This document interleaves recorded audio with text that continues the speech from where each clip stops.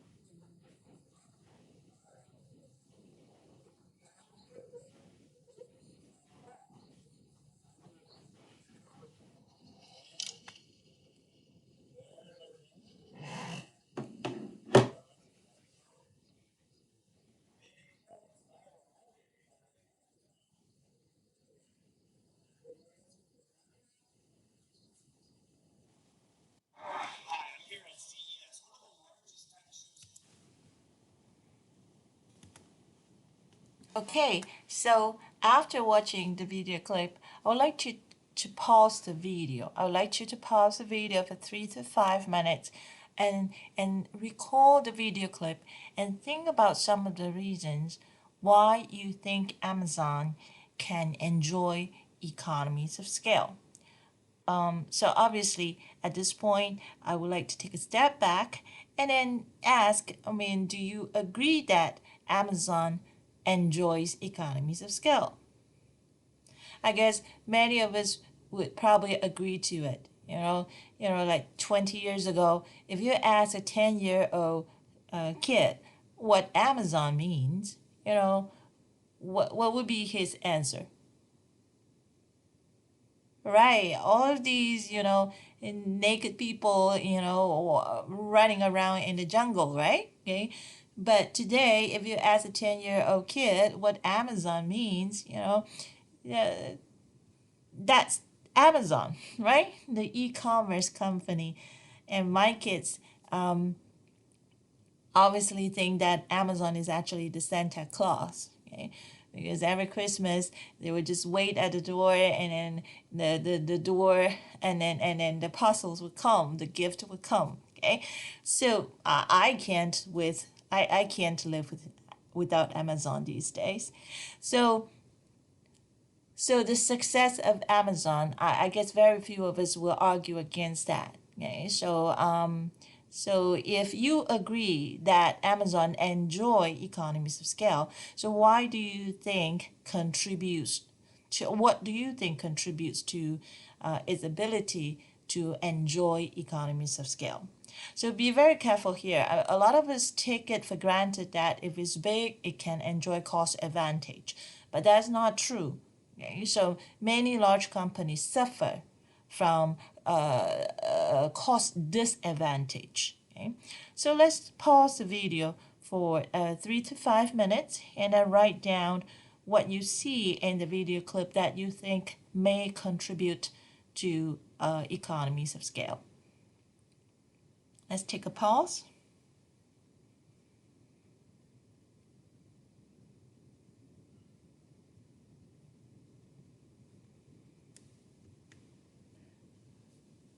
Okay, so as you recall from the video clip, so when you watch the video clip, what would be your first impression?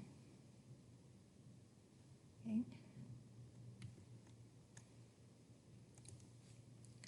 So how about huge? The adjective. In fact, this word is used many times in the video clip.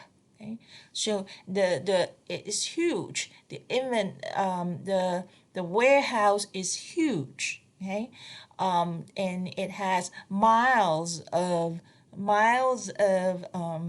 conveyor belt. Okay, the assembly line. Okay, so it is so huge that people don't walk around. They go around in carts, right?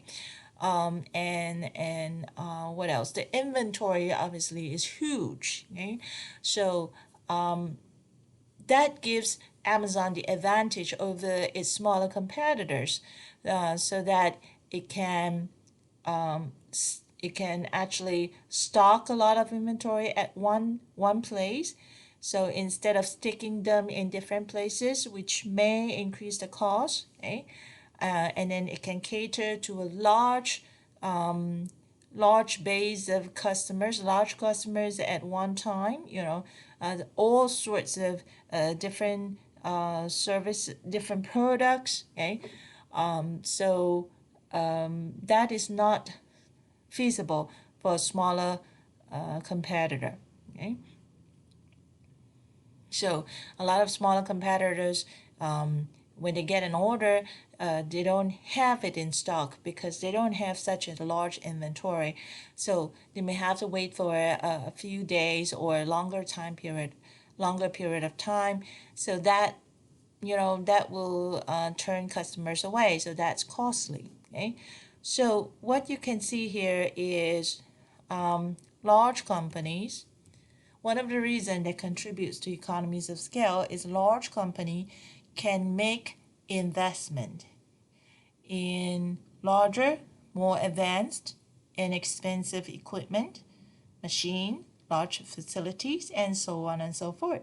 It's what we can see in the Amazon video clip. Okay, so instead of having workers walk around this large facility, they actually just need to put the goods, put the products on the conveyor belt, and that saves time, that saves that increase productivity, and obviously lower the cost. Okay, so and large companies can also have a cost advantage by investing in research and development. When you record a video clip, okay, Amazon is a very high tech company. Okay? So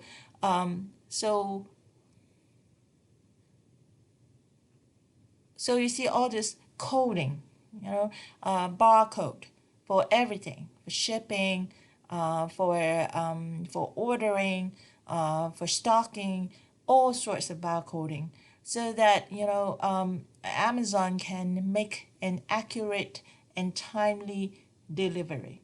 And this is something that is not affordable for a lot of smaller companies. Okay? And then obviously you heard about the algorithm. So the algorithm that is written to track customers' personal purchasing behavior. Okay, so a lot of times, I see this, recommendation pop up and at Amazon, and then I was like, oh, I need this. Why didn't I think about this? So I ended up buying a lot of things that I regret. But anyway, Amazon knows me better than myself, and this is through this very sophisticated marketing system or algorithm that track the my personalized behavior. And this is not something that smaller companies can afford, obviously. So with this kind of technology, Amazon will be able to acquire new customers and retain existing customers more effectively, and obviously at a lower cost. Mhm.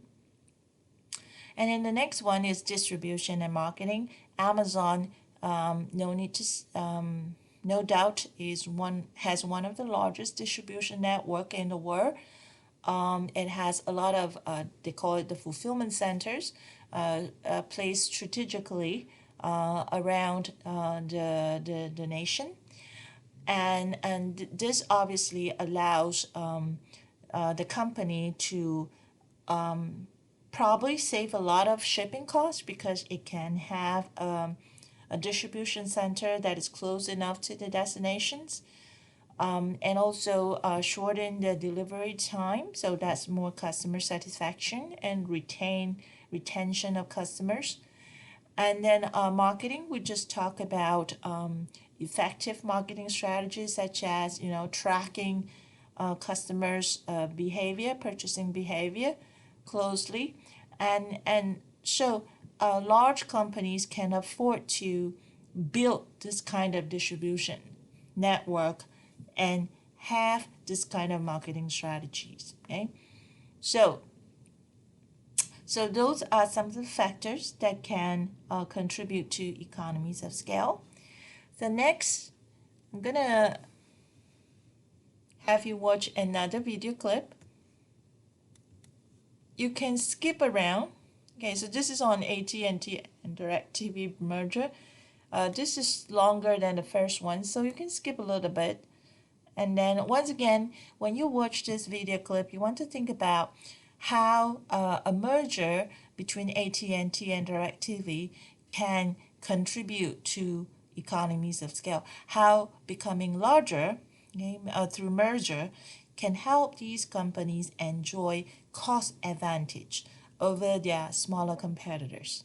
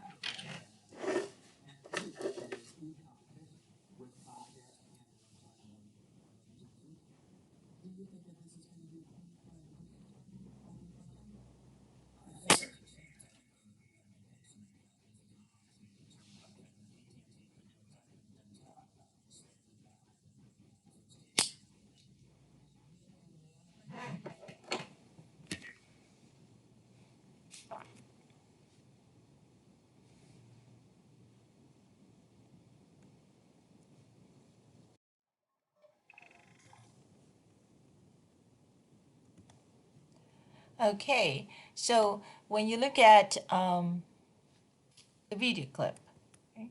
So once again, let's pause for 3 to 5 minutes, and then recall some of the things that you observed, some of the things that you heard from the news, so that we can identify the reasons or the factors that can help these companies, that can potentially help these companies reach economies of scale. Let's pause.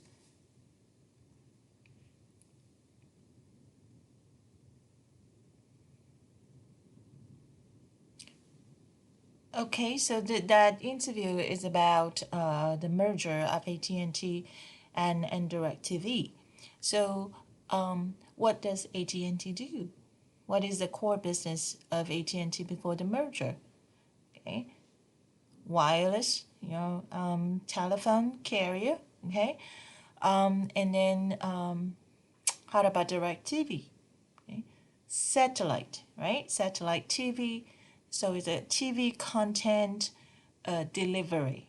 Okay, so I'm not very high tech. I'm not very tech savvy, but from the little I know, I probably can guess there's a synergy between these two companies, right? Okay, so DirecTV delivers TV content to the customers, but nowadays we want to watch video. We want to watch TV everywhere. We want to watch it on our phone.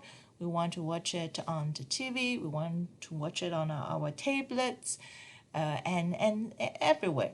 So DirecTV doesn't have that kind of platform to provide that kind of service, whereas AT&T does. So we now can see the synergy between these two companies, right? Okay, so in fact, AT&T has one of the largest um, fiber optic infrastructure in the nation. Okay, so complementary resources and technology. Okay, so they now can both enjoy, and at the same time, AT&T can can share the customers, can share the customers of DirecTV, right? Because a lot of DirecTV customers probably would want to switch to AT&T, just so they can watch, video or watch TV more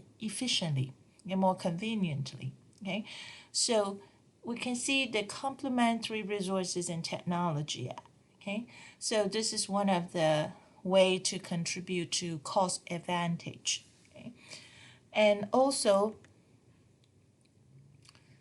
a lot of times when companies merge, one of the biggest one of the biggest benefits they can get from merger is through cost saving, and one of the ways to save costs is by pooling resources.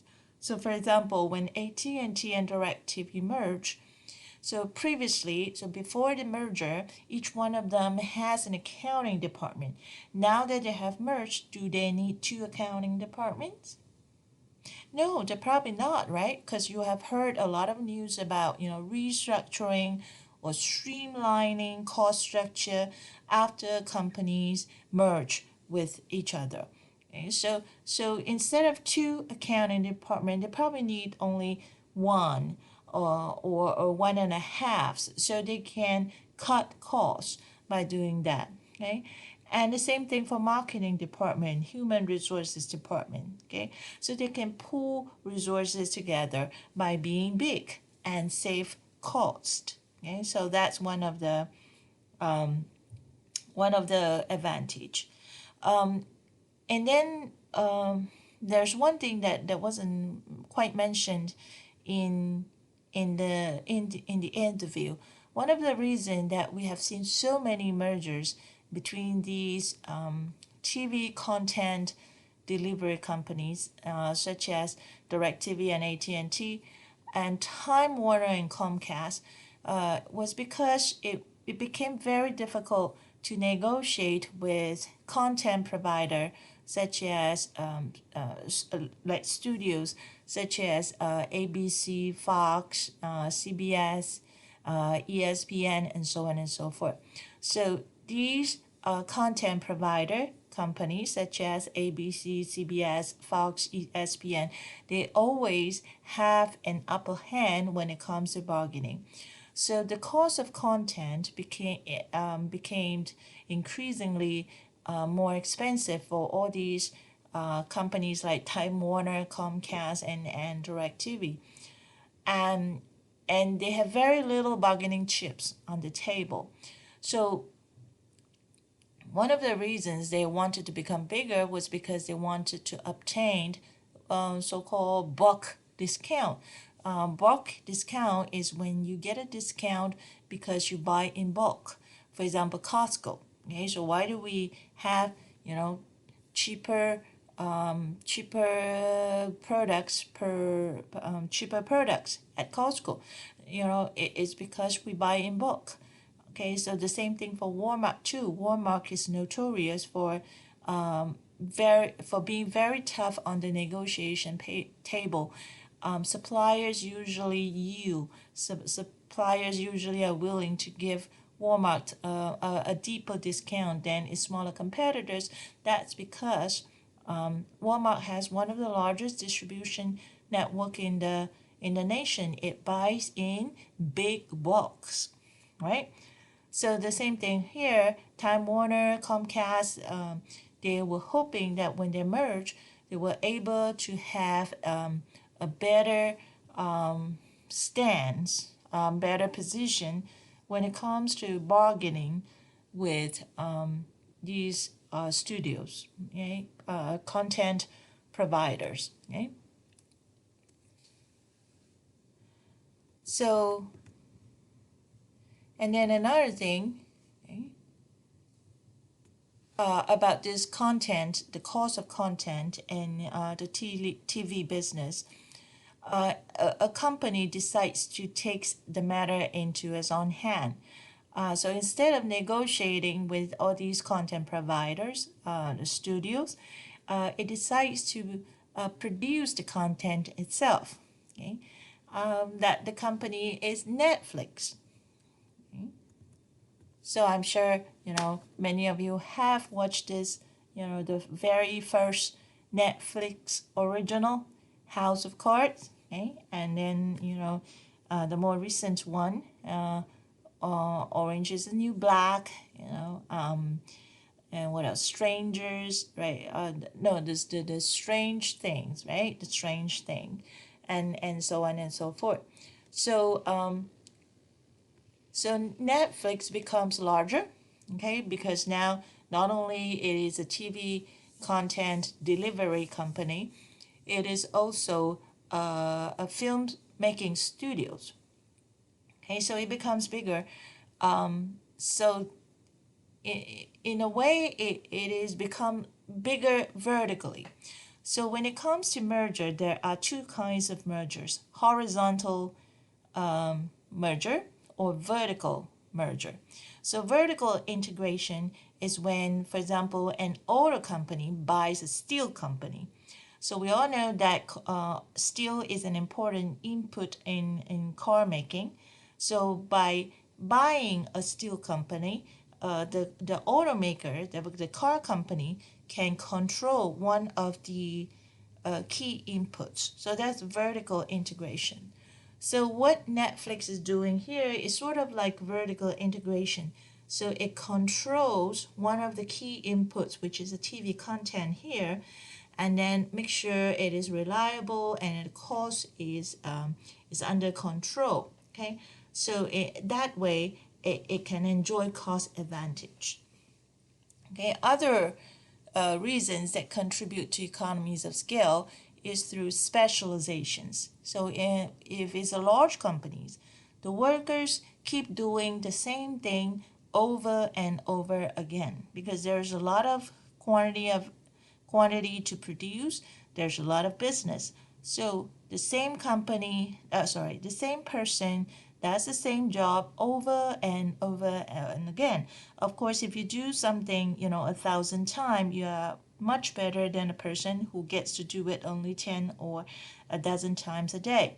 So that's learning by doing. Okay, so you can do it faster, you can do it at a lower cost. And then large companies can enjoy cost advantage by through specializations, through the use of specialized expertise. So, for example, a computer engineer, a computer programmer who works for a small company is likely to wear several hats. Okay, so he's probably spent a couple of hours a day on coding, but he may have to meet with the customers to explain some of the codes, some of the products. It probably has to do some of the IT support around the office, because he is a computer person. Okay, he probably has to pick up the phone, and so on and so forth. Okay, so a day, on average a day he probably spends, a couple of hours on coding, compared to a computer programmer in a large company who spends all day doing only coding. Okay? So obviously, that person is going to do a better job in the large companies because it's more proficient. And also, large companies can afford to hire an accountant to do the bookkeeping, whereas small companies probably cannot afford to have the whole accounting department. So some small companies probably have the owners doing the bookkeeping, and so on and so forth. So obviously, he may not do as well a job as a professional accountant. Okay, so that kind of specialized expertise allows, or skilled workers allows large companies to enjoy cost advantage. Okay?